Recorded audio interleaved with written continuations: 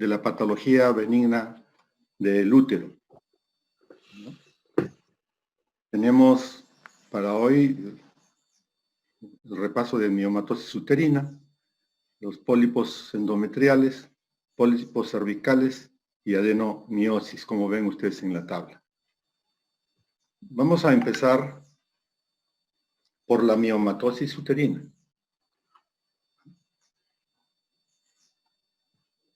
Esta alteración, que es bastante frecuente en la mujer, es el tumor benigno más frecuente. La mujer se origina en el miometrio y es llamada también mioma, fibroma, pero correctamente debe ser nombrada como leiomioma por su origen. Pueden ser únicos o pueden ser múltiples. Generalmente son bien delimitados, son redondos, de un color firme, de un color blanco grisáceo, ¿no? Son bastante firmes, sólidos, tienen una disposición de las fibras, ¿no?, musculares arremolinado, y muchas veces pueden tener, debido a hemorragias o a necrosis tisular, algunos cambios que vamos a ver más adelante y que, de acuerdo al tipo de material que se acumula, toma el nombre. Tienen un índice mitótico muy bajo, con lo cual la transformación maligna es muy rara. Existen algunas formas raras también, ¿no?, pero que sí se dan, como es la denominada leiomiomatosis metastizante benigna, que puede ir al pulmón, al aparato digestivo, a la columna vertebral, al cerebro. También se ve en algunas oportunidades una leiomiomatosis peritoneal diseminada, ¿no?, que se presentan como pequeños nódulos de este tipo de tejido, que se relacionan con el embarazo, o sea, cesáreas, y el consumo de anticonceptivos orales combinados. Entonces, podemos decir de que estos tumores son de tipo monoclonal, no cancerosos, que surgen de las células de músculo liso y al cual se le suman algunos fibroblastos del miometrio. Contienen una gran cantidad de matriz extracelular que incluye algunas sustancias como el colágeno, el proteoglicano, la fibronectina. Y se rodean de una fina cápsula de tejido areolar que es lo que permite durante la extirpación tener un plano de clivaje para poder efectuar el retiro de las tumoraciones cuando se hace la llamada miomectomía. Estos tumores que se originan a partir del miometrio, ¿no?, son los más comunes en la mujer. Se habla de una incidencia de 20 a 25%, pero en algunas revisiones, en algunos reportes de autopsias, se dice que el número es bastante mayor. En algunos casos supera el 30 hasta 40%. Y son hormonodependientes y responden a los cambios al influjo hormonal. Y por lo tanto, de acuerdo a la edad, es que se van a presentar con mucha más frecuencia. Cuando la mujer es hormonalmente activa y tiene cierta predisposición, ahí es donde se va a presentar los los cambios y se generan pues el desarrollo de estos tumores, ¿no? La prevalencia real entonces se desconoce, ya que los estudios que se han realizado son principalmente en mujeres sintomáticas o es un hallazgo después de una histerectomía por otra causa, pero también se han encontrado en autopsias en mujeres que nunca refirieron un síntoma, porque son muchos de ellos en bastantes oportunidades asintomáticos. La raza negra, ¿no? La raza negra es la que tiene mayor predisposición y es más frecuente y es más severa, según reportan, esta patología.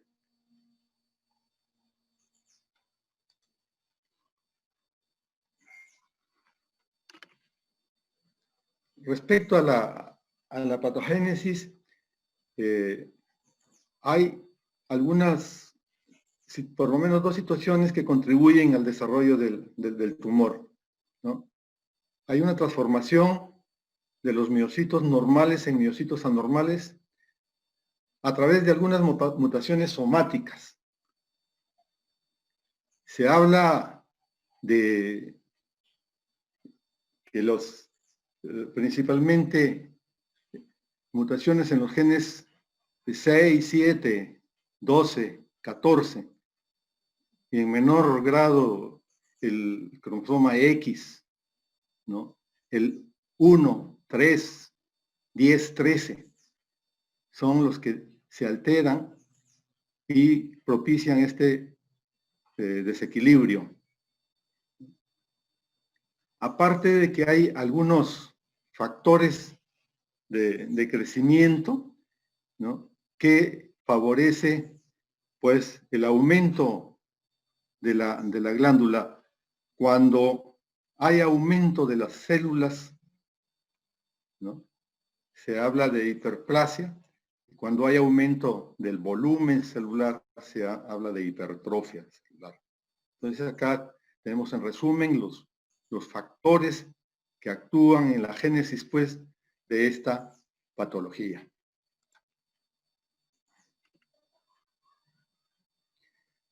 Respecto de la clasificación, lo más frecuentemente encontrado es que hay tres tipos de miomas, clásicamente. Los miomas que ocupan el espesor de la pared del miometrio, ¿no? Son los más frecuentes y se denominan miomas intramurales. Ocupan el espesor del miometrio, toda la pared del miometrio. Son más del 50% de ellos. Hay otros que crecen por debajo de la serosa peritoneal, ¿no? Del perimetrio, ¿no? 40%, ¿ya? Y pueden alcanzar gran tamaño y ser sintomáticos o dar síntomas por compresión a estructuras vecinas. Pero quizá los que más problemas de hemorragia nos dan son los miomas submucosos. Son menos frecuentes, entre el 5 y el 10% de todos los miomas, pero tienen la particularidad de que crecen hacia la cavidad uterina y entonces van rebasando el endometrio y por algún problema de tipo vascular se produce el sangrado, ¿no? Y la menstruación se presenta abundante. Puede también haber algún otro tipo de alteración en el sangrado genital.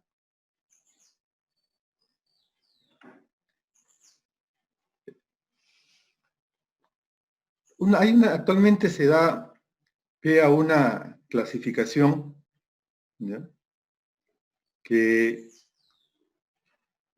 va graduando el tipo, la estratificación de estos tumores. Empezamos del endometrio, y la de tipo, la tumoración o mioma de tipo 0 es el mioma pediculado, ¿ya? Toda la estructura está dentro de la cavidad endometrial. Toda la masa se encuentra allí como una fruta cuelga del árbol, ¿no? La de tipo 1 es un mioma submucoso, pero con menos del 50% de esa estructura invadiendo la pared miometrial. Las tumoraciones de tipo 2, submucosos, pero tienen más del 50% hacia la pared miometrial, es decir, son más intramurales. El de tipo 3 solo contacta con el endometrio, pero el 100% es intramural. El 4 es el netamente intramural. Y el 5 ya empiezan los subserosos, ¿no?, crecen hacia afuera, pero tienen más del 50% dentro de la pared. Los de tipo 6 son subserosos, pero con más con menos del 50% en la pared miometrial. El de tipo 7 puede ser un mioma pediculado subseroso. Un mioma pediculado subseroso. Y de tipo 8 son aquellos que se alejan y están fuera de la estructura de la cavidad endometrial, ¿ya?, y pueden estar en el cervix, pueden estar a nivel del ligamento ancho. Entonces, esa es una clasificación que actualmente se está manejando, ¿no? Generalmente antes uno decía es un subseroso, es un intramural, es un mioma con pedículo, sin pedículo, de acuerdo al movimiento, a la fijación, ¿no?, qué grado de ello tenían, y se les catalogaba así. Actualmente, con el advenimiento de los exámenes auxiliares de imagenología, se puede tener una idea de este tipo de tumoraciones del útero. ¿Qué manifestaciones clínicas tenemos? Tenemos trastornos menstruales, hay síntomas de compresión, hay dolor, y hay síntomas generales. El dolor puede ser un dolor crónico, un dolor, una sensación de fastidio, de molestia, como puede ser un dolor de tipo agudo, dependiendo del tipo de tumor. Los síntomas generales, sobre todo, la anemia. Porque las mujeres tienen una pérdida crónica de material hemático, de sangre, y por lo tanto van a sufrir pues la disminución de su hemoglobina como resultado. El sangrado genital tiene origen vascular, es decir, que las vénulas del tumor tienden a desgarrarse y por lo tanto se presenta el sangrado a este nivel. Las molestias pélvicas básicamente son de tipo compresivo. Es una sensación muchas veces descritas como un dolor tipo peso. Se siento ahí como algo que me oprime, opresivo, gravativo.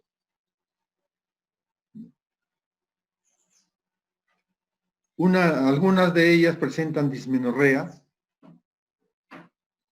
pero hay otros estudios que dicen que es más frecuente, antes que la dismenorrea, la dispareunia, es decir, dolor durante el coito. El dolor pélvico agudo se produce cuando hay una torsión del pedículo o cuando hay una necrosis tisular. La vascularización del mioma es pobre en cuanto al contenido, al aporte, pero desorganizado, desordenado, y muchas veces se produce necrosis tisular por déficit de la irrigación y esto produce dolor. Y la consecuencia de ello es la degeneración del mioma. También tenemos, ¿no?, como manifestación clínica el hecho de que la mujer acuda porque no puede quedar embarazada o que tiene abortos. Entonces, dentro de la evaluación que se le hace, pues se encuentra que tiene un mioma, sobre todo el mioma submucoso, y dicen de que la explicación es de que se puede deber a el cierre, ¿no?, o la obstrucción, mejor dicho, por parte de los miomas, de los ostium tubarios, o que también a nivel de toda la estructura se produce tejido inflamatorio que impediría la implantación o produciría un fácil desmembramiento del tejido y por lo tanto se produciría el aborto.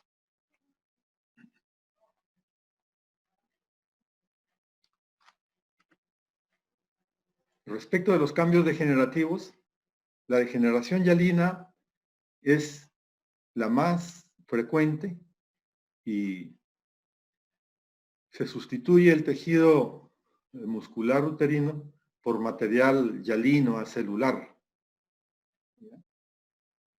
Y muchas veces este tejido hialino se licúa y forma cavidades y da origen a una degeneración de tipo quística, ¿no? Cuando la mujer ya va en la etapa de la disminución de la función hormonal, tienden a calcificarse estos miomas. Pues en esta etapa de la vida son más frecuentes. Cuando el mioma crece mucho en poco tiempo, se puede producir un infarto muscular agudo que provoca dolor e irritación peritoneal y esto se denomina degeneración roja o cárnica. La malignización es rara y puede ocurrir en menos del 1%. El diagnóstico. El diagnóstico es eminentemente clínico como tumoración. Cuando son de tipo subserosos, cuando son de tipo intramurales. Entonces se produce el crecimiento del órgano y por lo tanto, cuando uno evalúa, puede a través del tacto bimanual o a través de la palpación abdominal, según sea la magnitud de la tumoración. Entonces, allí vamos a tener el diagnóstico clínico, el cual podemos nosotros corroborar a través de la ecografía, que generalmente, ¿no?, en manos expertas, ¿no? Ustedes recuerden, la ecografía es operador dependiente, nos puede dar bastante, con mucha aproximación, el número de miomas, la ubicación, el tipo, ¿no? Y cuando no se encuentran, muchas veces se ve a nivel del endometrio, un endometrio desorganizado, desordenado, ¿no?, o con alguna cosa que está ocupando la cavidad endometrial. Se realiza un procedimiento que se llama la histerosonografía, en la cual se inyecta solución salina a través de una sonda colocada en la cavidad endometrial y con presión externa se instila pues este líquido, dibujando dentro de la cavidad la tumoración. Otra de las formas también que puede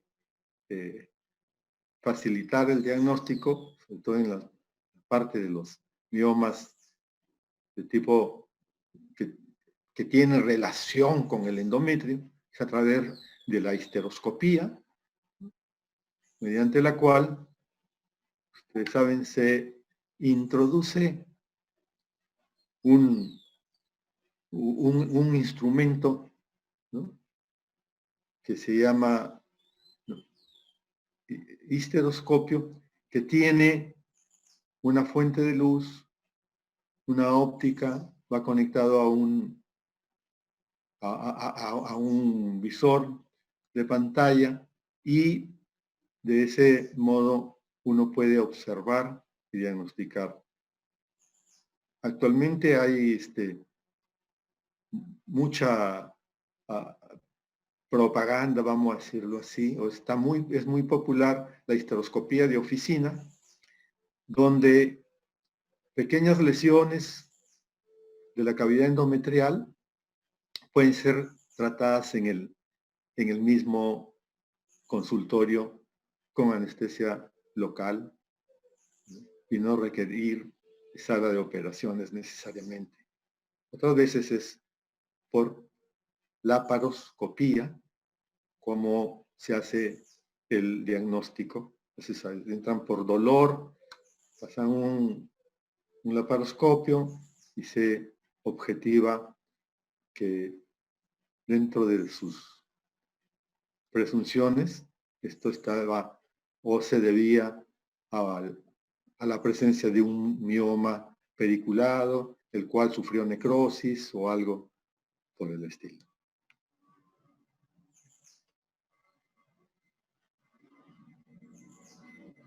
El tratamiento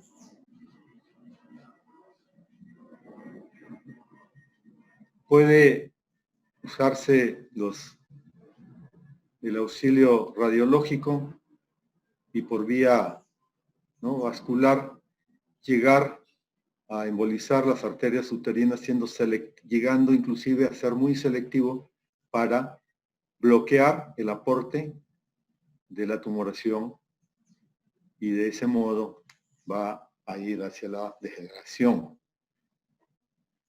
Otras veces puede ser la miomectomía,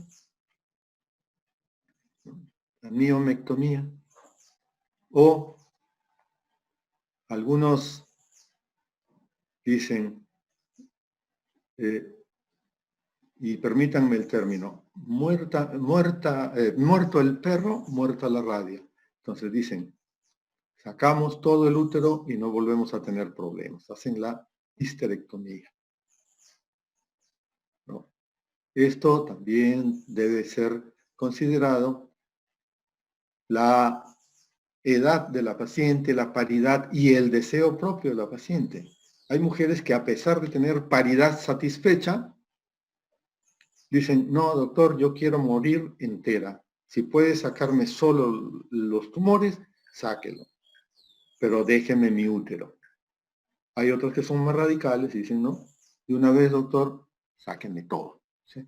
Tiene que ver, entonces, con la edad, con la paridad, ¿verdad? Y el deseo de la persona afectada. Hay otras opciones de manejo, ¿no?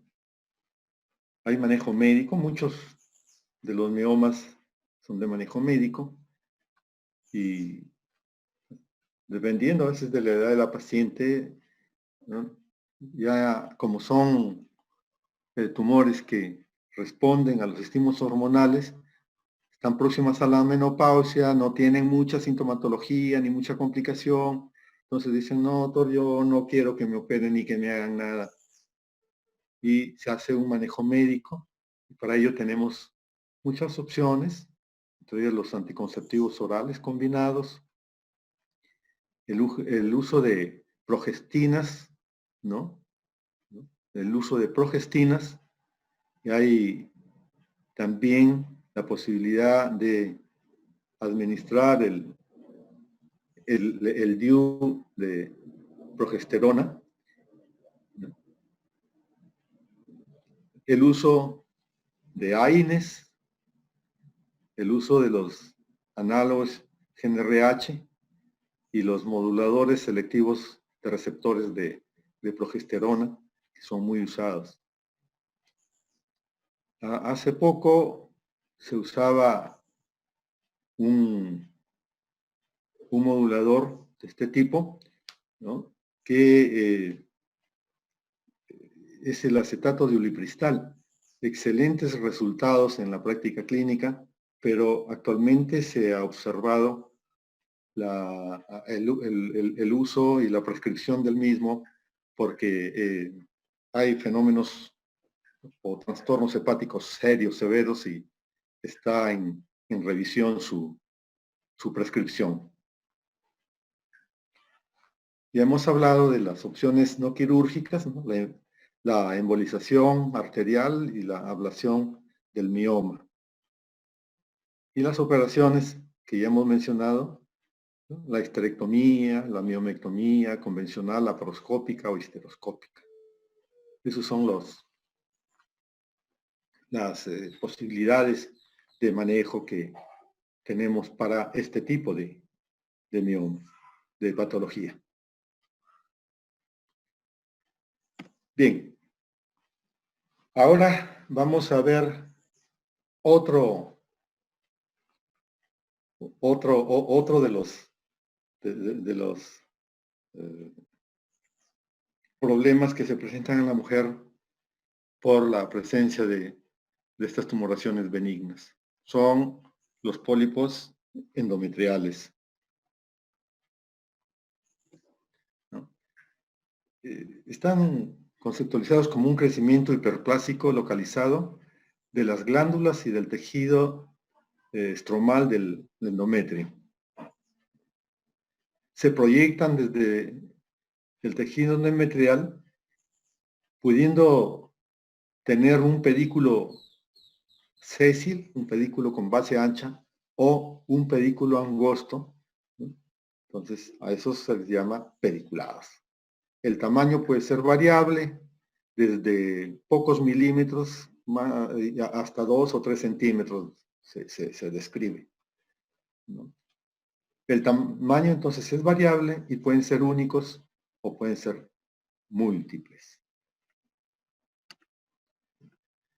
Se dice que la incidencia es hasta el 8% de la población general, pero en los grupos donde se presenta la alteración de la hemorragia uterina normal, puede variar desde 10% hasta 30%.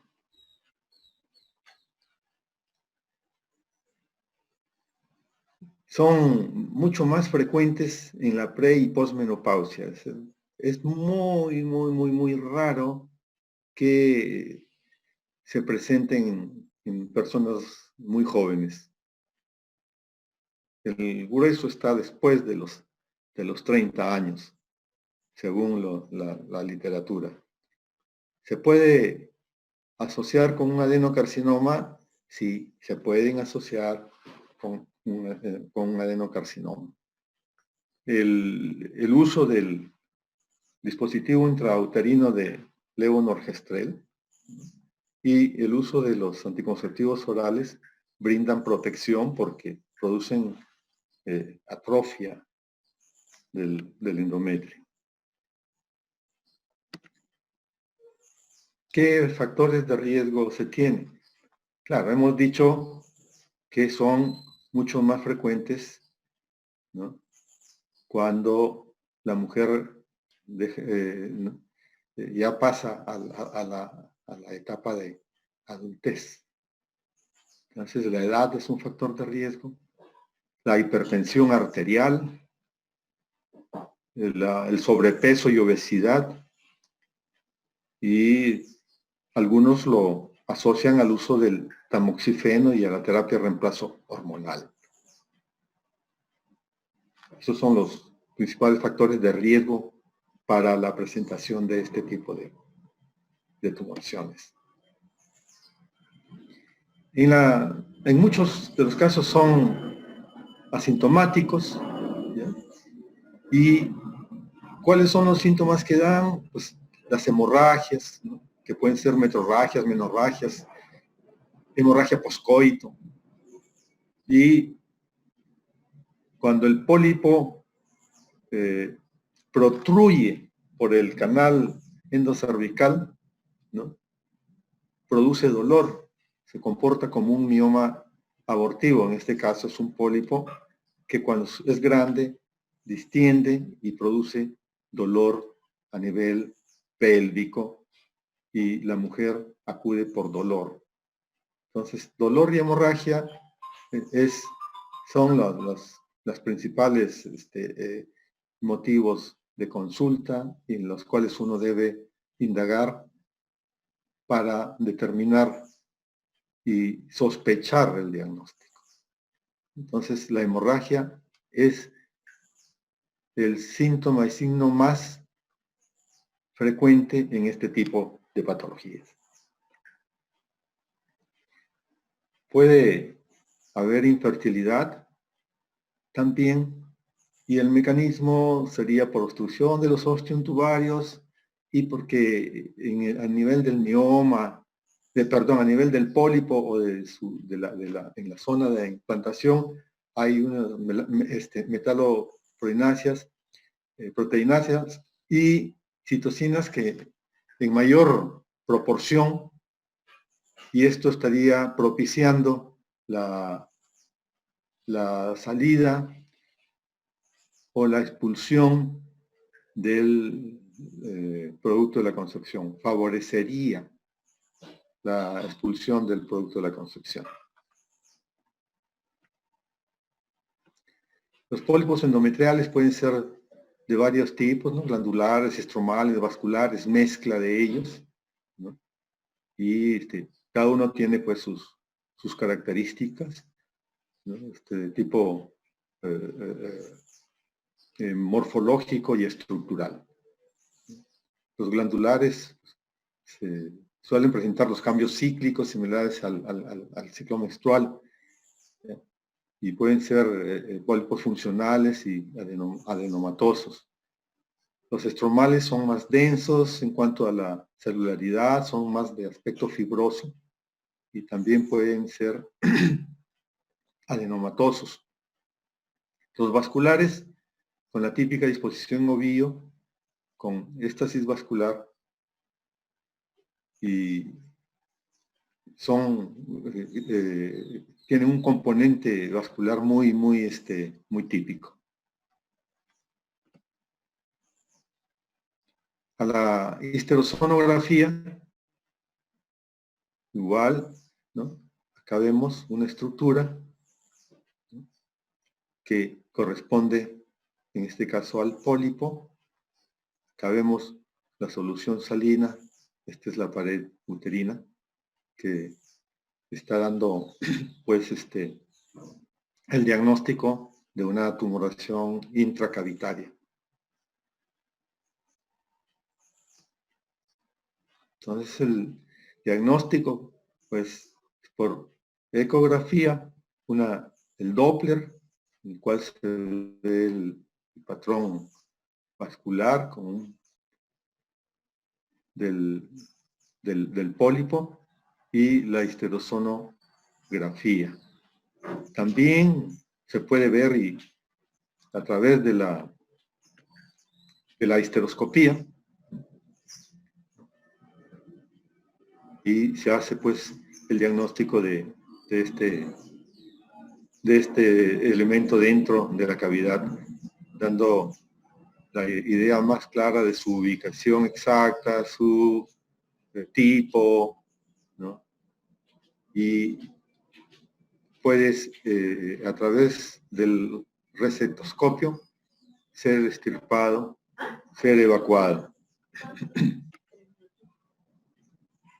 El tratamiento: polipectomía histeroscópica, o puede ser también el legrado uterino.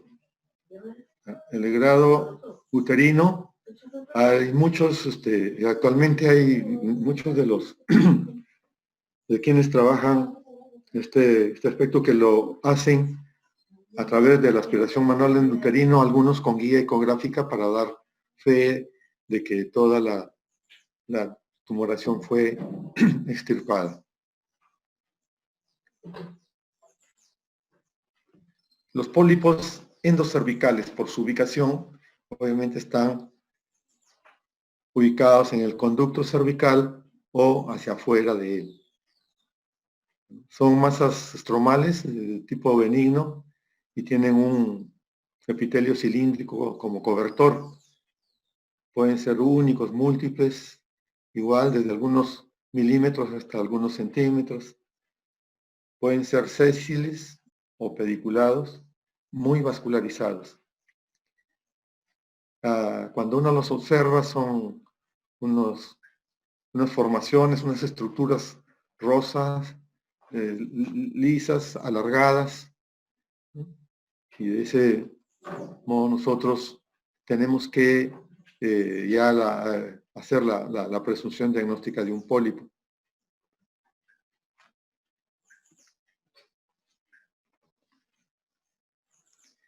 La incidencia de ellos es un 4%, son más frecuentes en multíparas, no se ha descrito un patrón genético.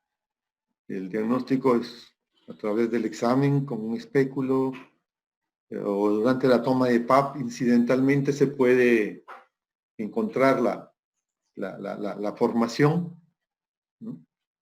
Más frecuentes entre el 40 a 50 años, y la malignización es muy rara.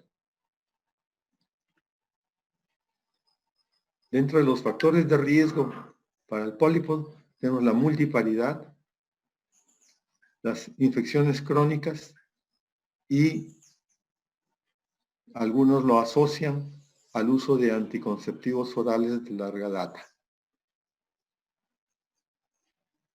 Y resultan como respuesta a una inflamación que produce hiperplasia y proliferación focal del tejido anormal, que es hormonodependiente.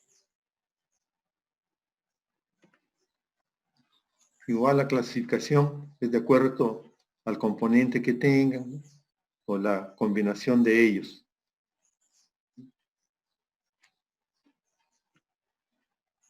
El diagnóstico se hace en base a una buena historia clínica, ¿no? Los exámenes auxiliares, la ecografía, la estetoscopía, a veces están más dentro del canal, a veces no se ve, y bueno, y se permite a través de estos exámenes. Muchas veces están muy accesibles al ojo y uno durante la inspección con el espéculo puede observar este tipo de tumoraciones. El diagnóstico diferencial es con pólipos endometriales, el cáncer de cuello uterino, un prolapso de un mioma, eversión cervical, erosión cervical o algunas veces restos placentarios.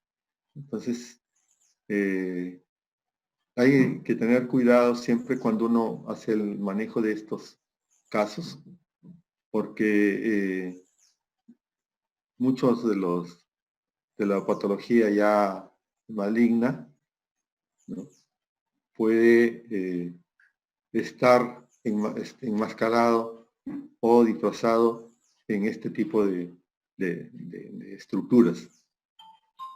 Entonces, todo lo que se extirpe debe ir al patólogo. Todo lo que se extirpe. Se suele hacer un pequeño curetaje de la base y todo ello mandarlo al patólogo.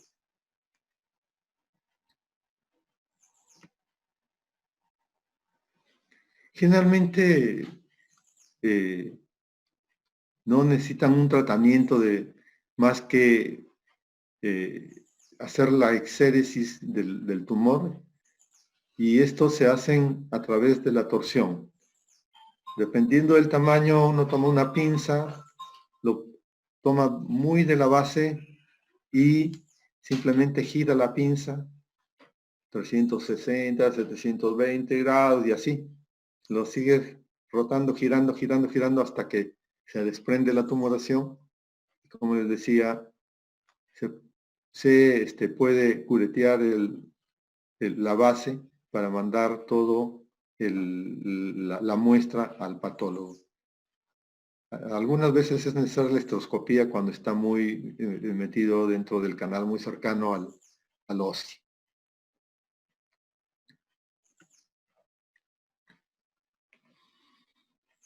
Bien, en estos minutos que quedan, vamos a hacer una revisión de una patología bastante harto frecuente, digamos, pero que no se piensa, no se diagnostica o no se piensa en ella con frecuencia. O sea, está allí el cuadro clínico y pensamos en otras cosas y no pensamos en la adenomiosis. Y esta no es más que la presencia de nidos ectópicos de glándulas endometriales dentro del miometrio. Las glándulas endometriales vienen al miometrio y lo colonizan y forman islotes ahí. Y esto puede ser de grado variable, ¿ya?, pero ocasiona una marcada respuesta inflamatoria local. Entonces, esa es la adenomiosis. Es, pues, la penetración del tejido endometrial, tanto el glandular como el estromal, dentro del miometrio. Digamos, es una forma de endometriosis, ¿no?, porque es un tejido que está en un sitio donde no debe estar. Es una enfermedad benigna, frecuente, como dijimos hace un ratito, poco sospechada o diagnosticada. Constituye un problema clínico y sanitario porque da mucho malestar a la mujer y la mujer con frecuencia tiene que dejar de elaborar o dejar sus quehaceres.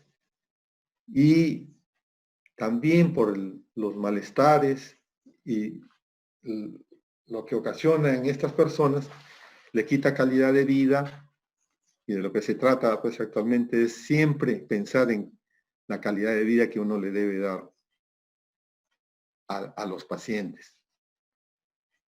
Muchas veces es diagnosticado solamente postquirúrgicamente. Hacen una histerectomía y lo encuentran allí por al corte, la sospecha, por el tipo de tejido, y el patólogo lo confirma a través de la lámina. Actualmente se puede sospechar en el preoperatorio con los métodos auxiliares. La ecografía es de gran ayuda, ¿no? Es de gran ayuda. Y hay algunos signos que vamos a repasar más adelante. Les decía que les quita calidad de vida a las pacientes, ¿no? Porque produce dismenorrea bastante severa, menorragias, dolor pélvico, ¿no? Y no se piensa en este tipo de patología. Entonces, nosotros tenemos aquí, pues, en la ecografía y acá graficado, la estructura, ¿no?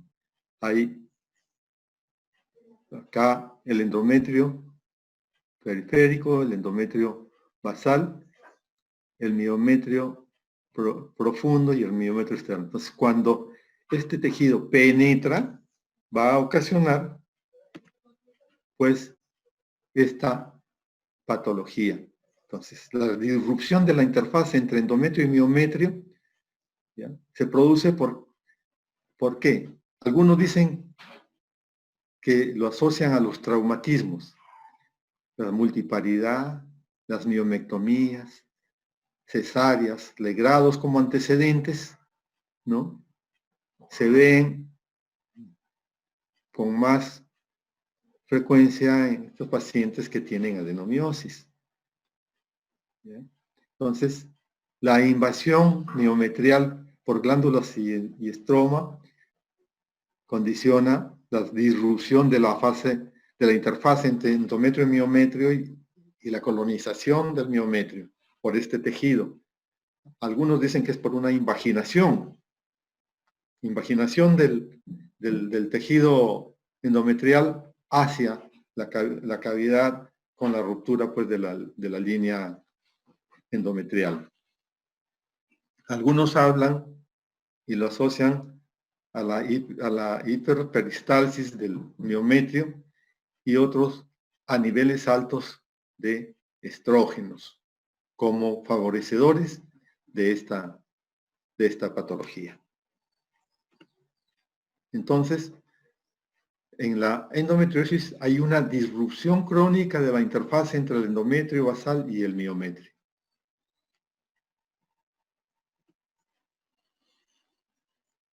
En la clínica se ve como una triada clásica: el sangrado uterino anormal, dolor pélvico y el útero aumentado de tamaño.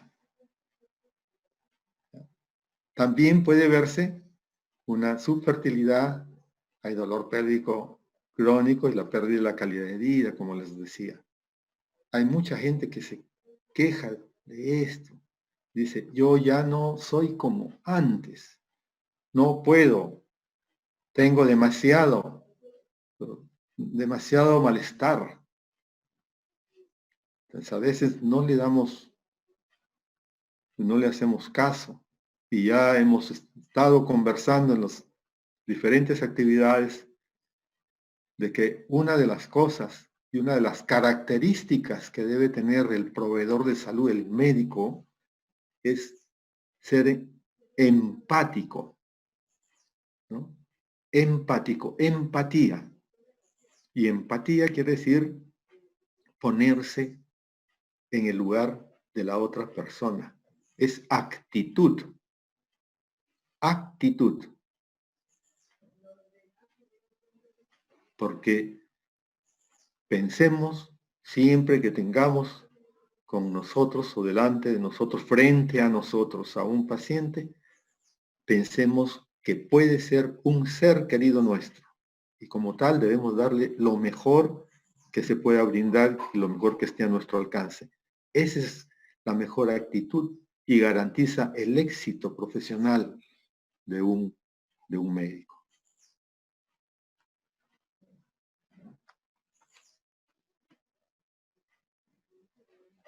Respecto de la hemorragia uterina normal, puede haber cualquiera de las que ustedes puedan imaginarse. ¿Ya? El dolor de diferente magnitud, ¿ya? Pero en muchos casos es severa, severísima. La mujer se tumba a la cama. Hay dispareunia, el dolor pélvico, que la mujer dice, tengo un dolor allí que no me deja. Siento una sensación como que algo tengo allí. A veces no lo pueden definir. Y puede haber también dolor lumbar. Y hay subfertilidad.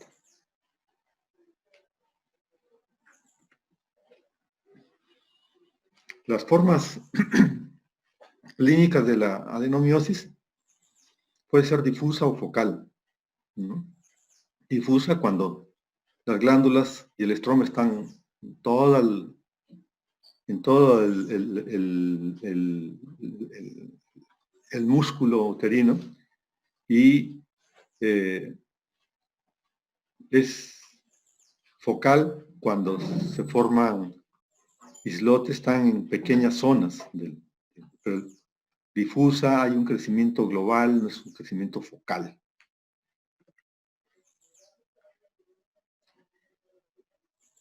Entre los 35 y 40 años tenemos nosotros que son multíparas las mujeres y tienen un sangrado uterino anormal.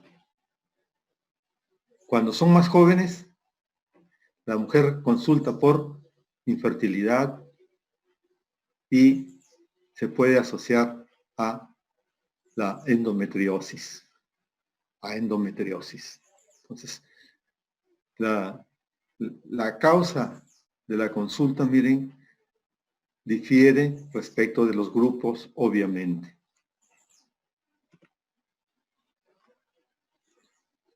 ¿Cómo podemos diagnosticar nosotros esta patología?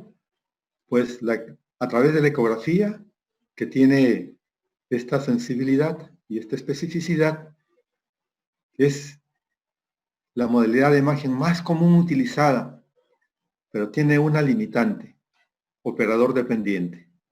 El operador dependiente. Según quien realice, según la capacitación que se realice, según el entrenamiento que tenga el operador, podemos tener mayor tasa de éxito en el diagnóstico. Recuerden, no porque yo tenga una cámara fotográfica, la mejor del mundo, soy fotógrafo. Simplemente tengo una muy buena cámara, pero no le saco el mayor provecho. Creo que se entiende lo que es operador dependiente. La resonancia magnética, sí, es una excelente opción, pero ¿cuál es la limitante?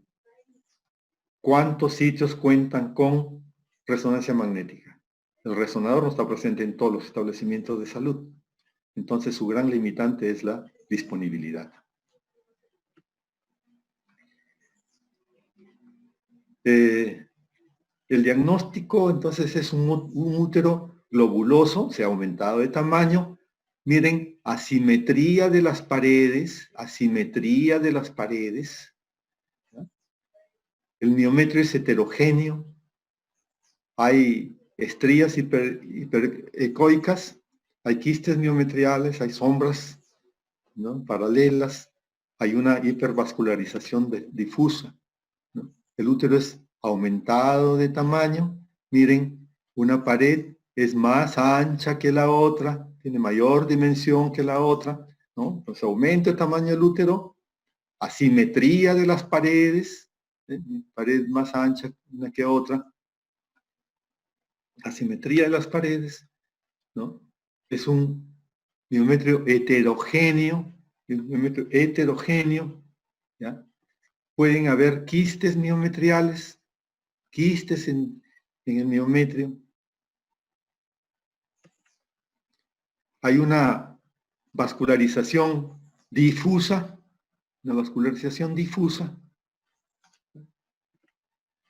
y con eso nosotros tenemos la gran posibilidad de hacer el diagnóstico prequirúrgico.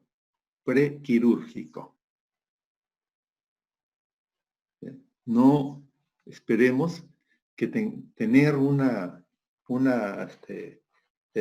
pieza operatoria en la mano para recién decir, ah, mira, era una adenomiosis. Ecográficamente, en manos bien entrenadas, se puede tener un diagnóstico. Imagínense una mujer de 30 años, recuerden que ahora las parejas tienden a tener hijos más tardíamente, no tiene hijos y tiene una adenomiosis. Tenemos que hacerle manejo médico, definitivamente. E igual, el manejo médico es sintomático, ¿no? Y también tendiente a minimizar los cambios que puede producir e irse también contra el origen del mal. AINES, anticonceptivos orales combinados, la medroxiprogesterona, el dispositivo intrauterino de levonorgestrel se usa, agonistas GnRH, el danazol, inhibidores de la aromatasa. Así que yo los invito a quienes tienen interés en revisar el tema, los invito a que lean, ¿no?, respecto a las diferentes manifestaciones clínicas. A nosotros nos interesa que ustedes, como los médicos generales en formación, conozcan el tema de una manera amplia, ¿no?, pero que aprendan a diagnosticar y, como es la práctica actual, sepan referir a los pacientes hacia la especialidad que consideren ustedes pertinente. Muchas gracias.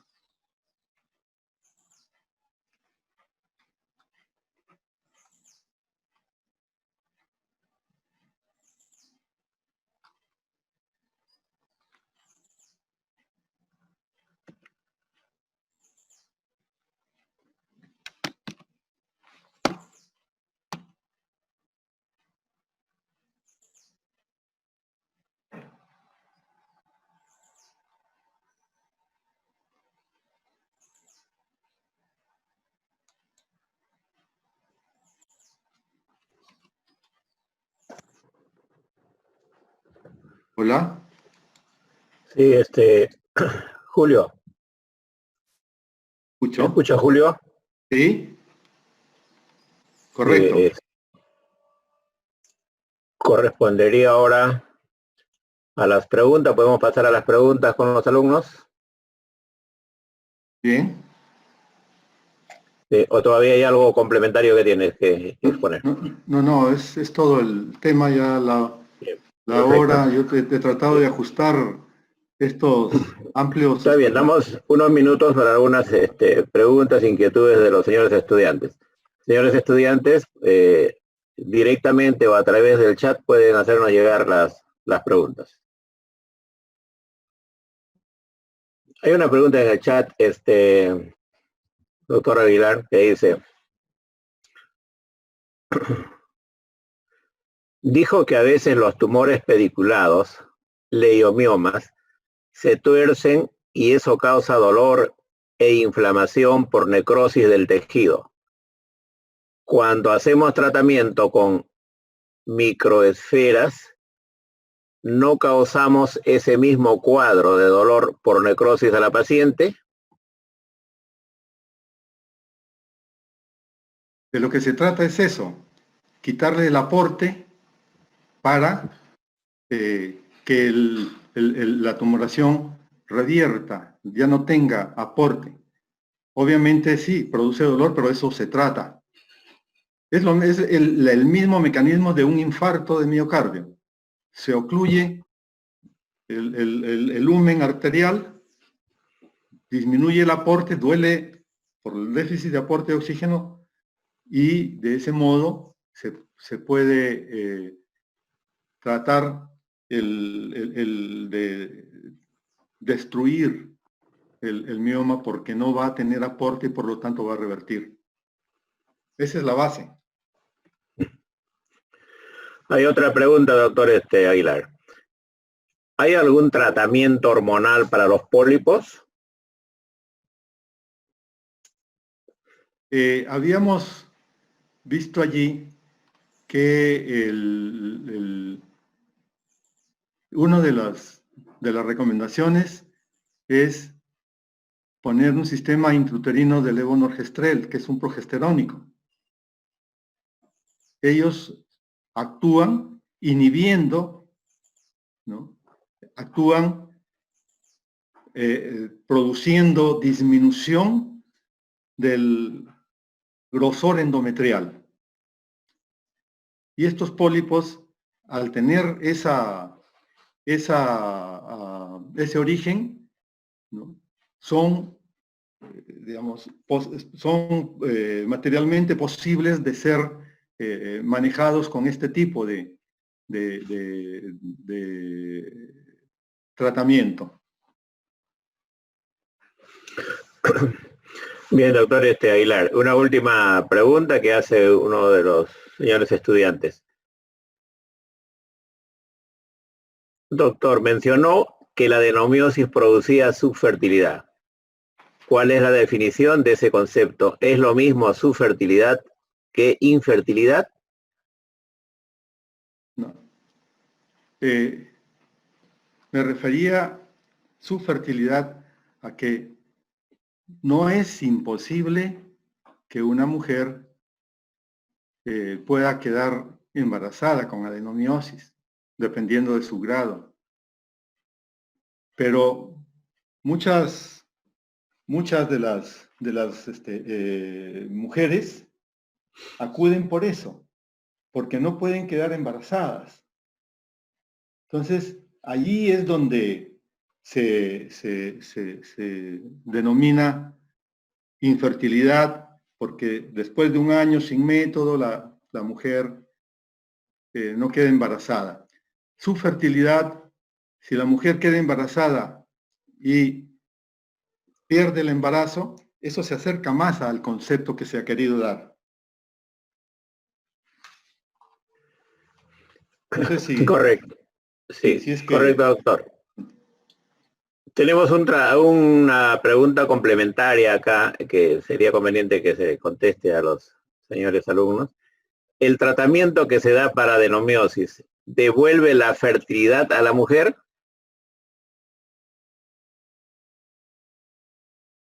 El tratamiento que se le da a la adenomiosis, básicamente de lo que se trata es de mejorar el cuadro clínico y la posibilidad, y al actuar contra el tejido y mejorar las condiciones del útero, la mujer puede quedar embarazada. La mujer con adenomiosis puede quedar embarazada. Tanto es así que muchos dicen, embarázate y vas a mejorar de todo del problema que tienes de la adenomiosis. ¿Por qué? Porque la progesterona que prima en esa fase de la vida de la mujer, o sea, con el embarazo, es, dicen, uno de los mejores tratamientos para la adenomiosis. Entonces uno debe buscar embarazar a la mujer, ¿no? con la mejor herramienta, con lo que mejor se pueda. Todo tiene que ser escalonado, pero vamos a suponer, esa mujer tiene deseo ferviente de tener un hijo. A pesar del tratamiento realizado, no se puede llegar a lograr el objetivo de un embarazo, ya se tiene que echar mano al manejo de aquellos médicos o aquellos lugares donde se maneja el tema de la infertilidad para una reproducción asistida, inclusive. Correcto, doctor Aguilar, no podemos dejar de contestar esta pregunta que nos hace el estudiante Daniel Guaira. ¿Por qué motivo los anticonceptivos orales combinados podrían causar leiomiomatosis peritoneal diseminada? El motivo no se conoce. Se dice que se asocia a el consumo de anticonceptivos orales combinados. Se ha encontrado una causa, una explicación fehaciente tal cual, no se ha demostrado. No se ha demostrado. Yo no encontré algo que me diga, mira, 2 más 2 son 4 respecto al uso de estos anticonceptivos. Lo ponen como una asociación a este tipo de patología. Así como dicen, después de una intervención uterina, llámese cesárea, miomectomía, se ha visto que puede haber una miomatosis peritoneal. Ya, probablemente se pueda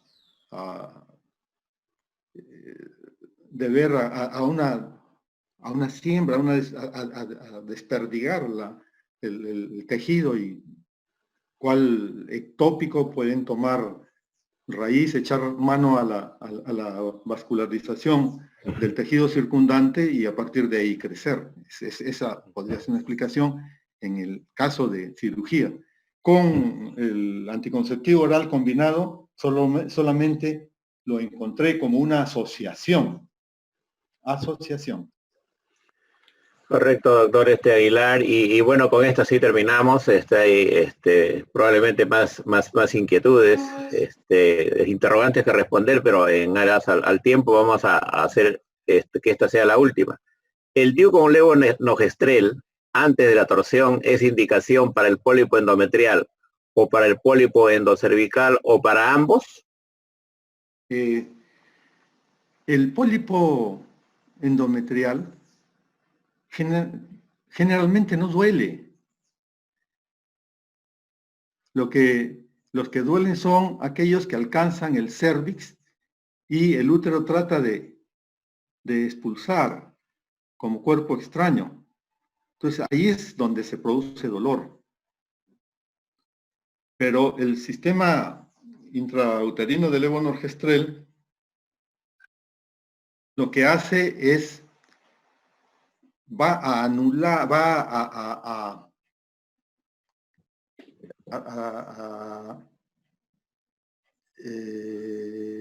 el término,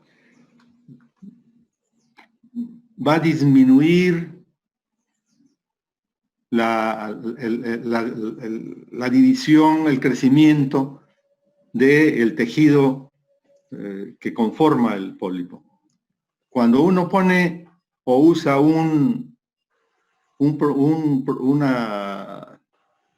progesterona, definitivamente se atrofia, ese es el término, se atrofia el tejido endometrial. Y al ser la idea es, al ser un tejido endometrial, entonces debe tener una acción. Y se hicieron experiencias manejándolo de ese modo, los resultados fueron buenos. Correcto, doctor Aguilar. Siendo las 9:47, vamos a terminar esta presentación, anticipando a los señores estudiantes que a partir del día lunes las sesiones van a empezar a las 8 de la mañana. Desde las 7:30 va a estar abierta el aula. A las 8 empezamos la sesión y la sesión debe terminar con preguntas y respuestas, dada la extensión que se está dando. Hemos tenido que hacer este ajuste. A las 10 de la mañana estaría terminando la sesión a lo máximo. Esto tratando de no cortar de repente el interés, la inquietud de los señores estudiantes. Agradecemos la presentación del doctor Aguilar y agradecemos